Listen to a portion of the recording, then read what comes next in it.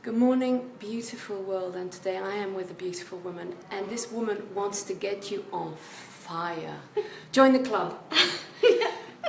So part of what I'm going to be doing now is interviewing women who I think are exceptional, who are an example and a reminder to all of us that we can step it up and that we have to step it up.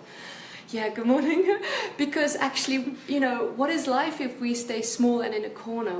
We need to get visible, we need to get powerful, we need to produce work that inspires. So, Susan, we've known each other a little while, but there's a strong connection Definitely. between us. I think you're doing some really great stuff, and we're now in Utrecht. Yes. Tell us what you do and how we can get these girls motivated. Well, I am a self-love coach, and I work with women, specifically business moms, so Yeah. women who are juggling it all, Yeah.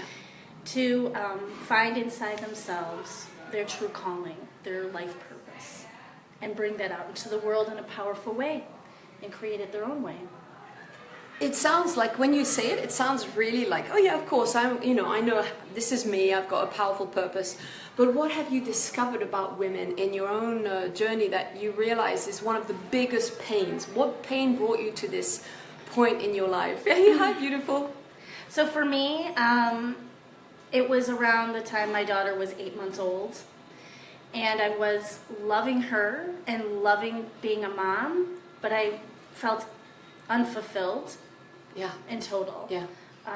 I realized I needed to step up or something, find my way. Yeah. I actually asked, is this all there is? Is this all there is? I mean, you're not allowed to ask that when you're a mum, but we do, don't we? Right, and that made me feel incredibly guilty. Like, oh my God, you know, that's not what a mom should say.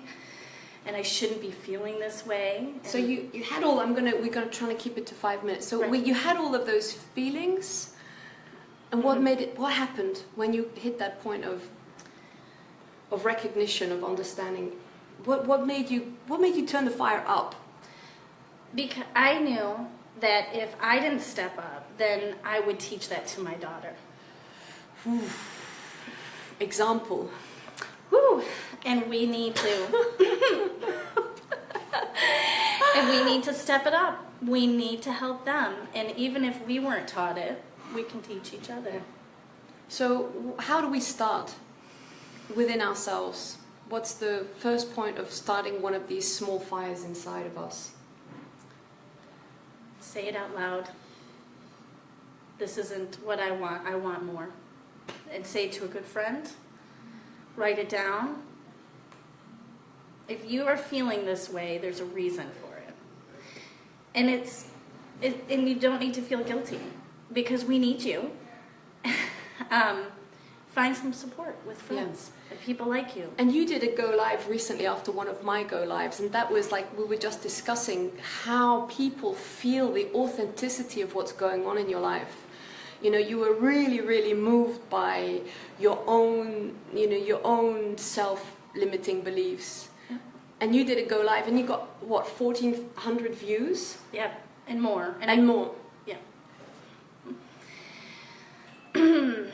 What I realized is we touch each other no matter where. And I've met Nathalie once, but I watch her go lives, and I feel so connected to her.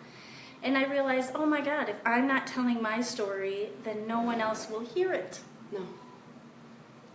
And a lot of people needed to hear it. A lot of people needed. And what happened after you did that visibility, stunt and cried on camera? How dare you cry on camera?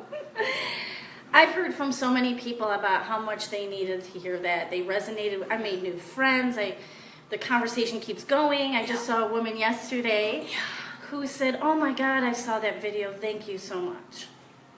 And that's what it is. Being vulnerable is really powerful, and it helps other people find their way too. And I think that's one of the biggest tensions between vulnerability and lack of professionalism. Yeah. Right? But how do we bridge the two? Because when you become vulnerable, you see what happens. People really, really reached out to you.